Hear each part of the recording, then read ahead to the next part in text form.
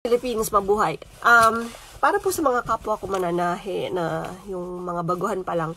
So, ayan, as usual, alam mo na, pag bumibili ng bagong pantalon, masyadong mahaba, so puputulan. Hindi na ako mahilig dun sa ano yun, balik original, ganyan. I don't care about that. Kasi wala naman tumitingin talaga sa baba ng paa mo. Anyway, unless yung mga ano, basta, I don't care. So anyway, tip ko lang, kasi pag finold natin siya ng 2 beses, yan. Pag hindi mo kasi siya finold, mag-fray ito, magninis-nis, diba? So, tip ko lang, nakita ko rin yan sa isang tutorial, gupitin nyo yung ganito, yung ganyang part, tapos pwede nyo siyang i-fold sa kabilang side, and then itutupi sa kabila, ayan.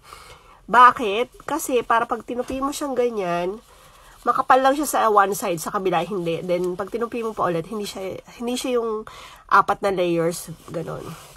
So, para dito sa kabilang side, ganon din ginawa ko, tig 1cm, 1cm. So, yung isa, naka-open na ganyan, yung isa naka-ganyan.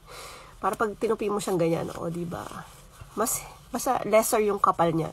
Yung iba, ginugupit totally. Ako hindi ko masyadong trip yun, kasi, bakit ba? Basta, minsan kasi may mga times na pag finold mo, may konting kakapitan siya or something. Pero siguro magbago rin isip ko, gupitin ko rin siya later. Anyway, anong ganap? Friday night, Sabado nights, ako nananahi, diba? Ganyan talaga. Anyway, comment kayo anong agenda nyo ng Friday at gusto ko mo kay Marites.